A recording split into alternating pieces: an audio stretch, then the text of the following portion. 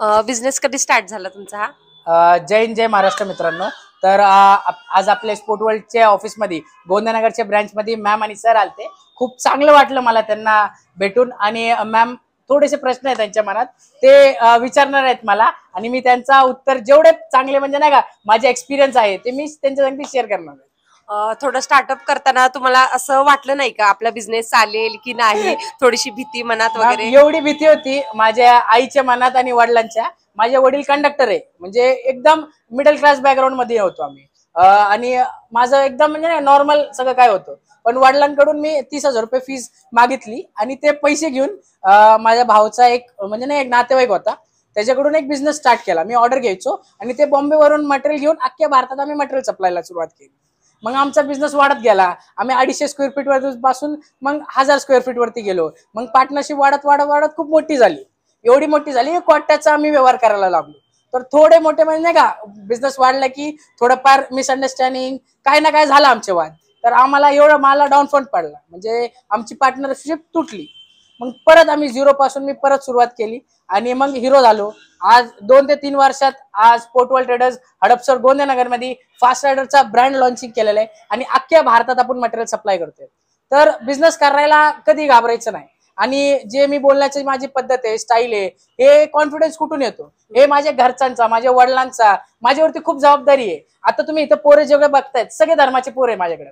Plus आज माझं एकट्याचं नाही, जे सप्लायर आहे त्यांचे घर चालते, माझे जे पोरं कामणार आहे त्यांचं घर चाललंय. म्हणजे एक शॉप चालते ना त्याच्यातनी कमीत कमी नाही म्हणलं तरी 8 ते 10 कुटुंब म्हणजे त्यांच्या घरी चुला जळतो त्याच्याने. आज मी इथं येऊन फक्त बसलो, कसं काय माझा व्यवहार चांगला आहे. पण लय लोक असे भेटले माझ्या आयुष्यामध्ये, त्यांनी मला लय चुना लावला.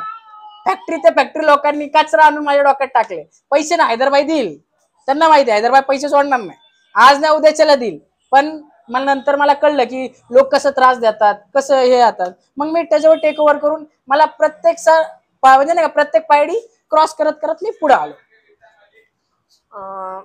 तुमच्याकडे कुठल्या कुठल्या ब्रँडच्या म्हणजे एक्सपोर्ट करतात बघा, आपण आता सध्या डायरेक्टली हिरो, टाटा आणि रिलायन्स हे ब्रँड, आणि महत्वाचं म्हणजे फॅन्टमचा आपण फॅक्टरी सप्लायर आहे. डायरेक्ट फॅन्टम कडून डायरेक्ट माल येतो, टाटा कडून पण डायरेक्ट माल येतो, आणि आपण डायरेक्टली होलसेलिंग करतो. प्लस आता आपल्या स्पोर्ट वर्ल्डच्या दुकानात आपल्याकडे फास्ट रायडर नावाचं बघू शकता. आपल्याकडे ट्रेडमार्क सर्टिफिकेट पण आहे. हा युकेचा ब्रँड आहे, आपण स्वतः पुण्यात आणलेला आहे, आणि प्रोडक्शन आहे प्लस कोलॅबोरेशन पण आहे. फॅन्टमचे मॉडेल आहे रिबेल, त्याच्यात आम्ही कोलॅबोरेशन करून अपग्रेड करून फास्ट रायडरचं पण मॉडेल लॉन्च करत आहे. प्लस पर्सनली बघू शकता एकदम प्रीमियम, थोडंसं कॅमेरा बघवा की golden crown suspension with body paint. म्हणजे जे जे प्रॉब्लेम्स आली, टाटा कंपनीला प्रॉब्लेम आली, मी टाटा तर्फे थायलंडला पण गेलतो, तर तिथे 250 डीलर संगती मी भेटलो.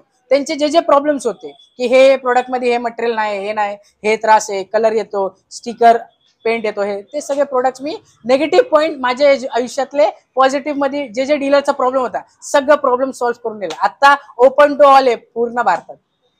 आणि आता एवढे दुकाने सायकलचे असतील, कॉम्पिटिशनची भीती वाटते का? कधी कॉम्पिटिशनची भीती नाही मला. फॅन्टम वाले किंवा नाही का असं खूप दुसरे कंपनीचं नाव नाही घेत, ते म्हणलं तुझ्या समोर दुकानानंतर माझं असे माझे शेजारी सुद्धा बसले ना, तर माझे कस्टमरला माहिती आहे की माझी क्वालिटी आणि माझी प्राइस कोणी नाही तोडू शकत. आणि कॉम्पिटिशनला घाबरत नाही मी, कधी नाही घाबरत. कारण की माझं कॉम्पिटिशन माझ्या दुसऱ्या संगती नाही, माझं स्वतः संगती आहे. मी जेवढा स्वतः संगती म्हणजे दुसऱ्या संगती कंपॅरिझन नाही, माझा बेस्ट मी देणार. माझं एकच आहे की माझे कस्टमर लोकांना बेस्ट क्वालिटी प्रोडक्ट आणि बेस्ट रेट मध्ये भेटले पाहिजे. मी व्हीआयपी ट्रीटमेंट कशी देता येईल तसं नियोजन असतं.